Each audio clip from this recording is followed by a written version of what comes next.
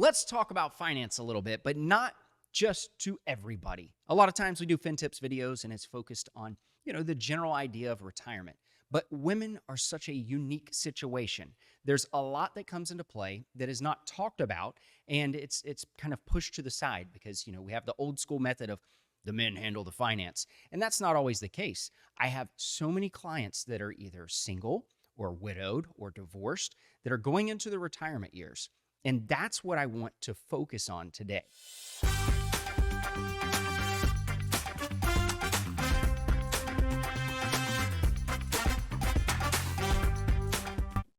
If we haven't met, I am Eric with Jazz Wealth Managers. We don't like to just invest the dough. We like to educate you on your dough. So I want to talk today about women going into the retirement years, what you should really be thinking about, because it's not something that is just an easy road always, especially if you're trying to do it all on your own. Let's make sure that you are doing it the right way. So one of the biggest things is something that you probably already know, but the fact is that you're probably going to live longer. Now, instead of just saying that you're going to live longer, let's actually look at the statistical data of what this means. If we're looking at the age of 60, if you reach 60, this is per the Social Security website, so it's actually going on a lot of different calculations there with what the government's looking at on mortality tables to calculate things. So at age 60, if you are 60 years old and you're a male, you would live another 21.77 years. Females live another 24.79 years.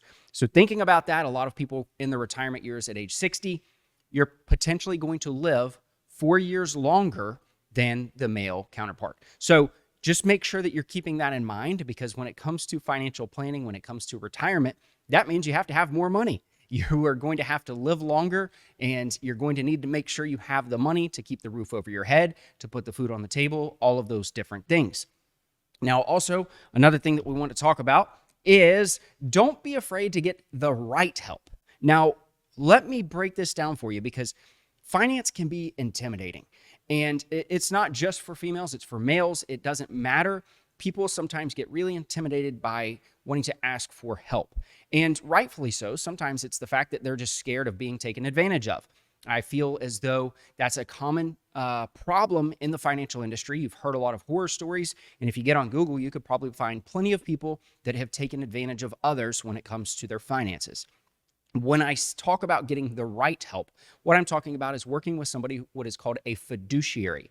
A fiduciary is somebody who is going to work and is required to work in your best interest. Now, there's a mix on this, though, so you have to be very careful, because if you're going out and you're looking for a financial advisor and they say, oh, well, I'm a fiduciary. Well, they may tell you they're a fiduciary on one side of things, but they're also going to try to sell you all of these insurance products. Well, if that's the case, then they're not truly a full fiduciary. Instead, they are maybe a fiduciary on one side of the fence, working in your best interest. On the other side, they just have to do what's called suitable for you. So that means that basically, as long as it's okay for you, it can be done. So make sure that if you're working with somebody, they're working in your best interest at all times, not just some of the time. That's the real danger. I see a lot of salespeople in the industry that really try to push fear. A lot of women may not be super knowledgeable on finances, and I'm not saying that in general. It's what I have seen when I have spoke with people. And when that's the case, what ends up happening is they're oftentimes a good target, because if you don't know all of the different things and you have a little fear of the stock market going up and down, it's a great way for people to sell you something on fear. And they'll sell you saying, oh, well, you know what? You can put your money here and it's not going to go down. You're never going to lose it. Well, that in itself sounds great. The problem with that is that it's also not going to go up that much. And whoever just sold you that product made a lot of money in one day. And that's not what I like to see. I want to make sure that you're getting what is right for you, not just what somebody is right for somebody's pocket. So the next one is have a plan. So when I'm talking about having a plan, well, if you're going to be living longer, you've really got to think through this. You've really got to plan for retirement. It can't just be going and sitting with that salesperson who's going to say, well, hey, yeah, you're good. I've done the numbers right here.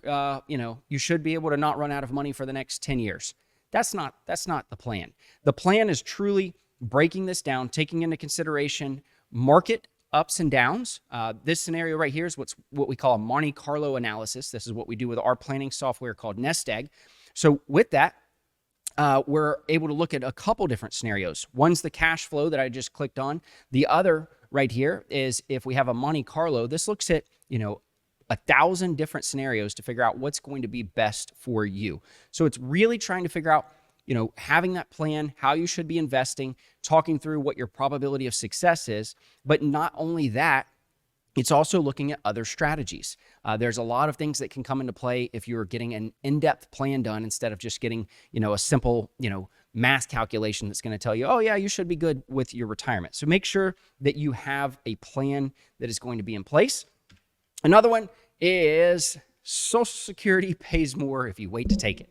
So the fact is that a lot of people say, well, you know what? I'm going to be able to, start at 62 and start getting money from Social Security. Oftentimes, though, if they haven't done the planning, they don't realize that if they wait to take the Social Security, oftentimes, not always, but oftentimes, it's going to be better.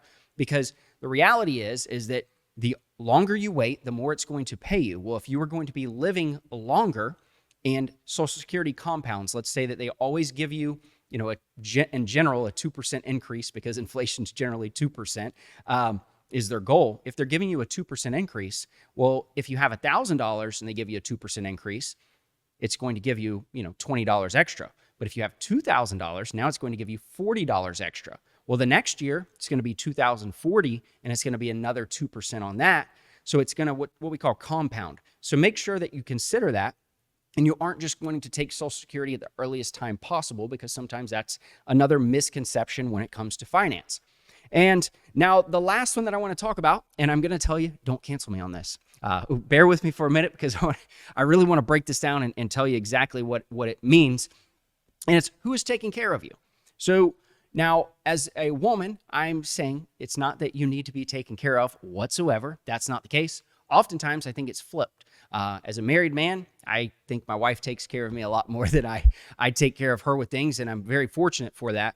And women have this nurturing thing oftentimes that I see with my family. My grandmother is currently taking care of my grandfather who has Alzheimer's. But the question comes into play then, once something happens to my grandfather, because women oftentimes live longer, who's taking care of my grandmother? And that's what I'm talking about. So when it comes to the planning, we've really got to talk through this. Maybe there's some estate planning that comes into play. Maybe you have younger children that are going to be able to help you through things. Maybe you've been single, or maybe you didn't have children. All of those are different scenarios that come into play to really ask, who's going to be taking care of you in the later years? Because I see this oftentimes happen where the women end up, outliving the husband, and then they're in a position where they're trying to figure everything out at once. Well, if you're in your 80s and you're trying to figure this out, maybe you're not even in the best state of mind to be able to make some of these decisions. So it's best to start really planning for this early instead of waiting until the later years to do that. So those are a few different things that I wanted to talk about to really present, just to give you some ideas to make sure that as a woman, you're doing the right things for your retirement and your dough. Thanks for watching. If you want to watch more FinTips videos, click here. Be sure to like and subscribe also.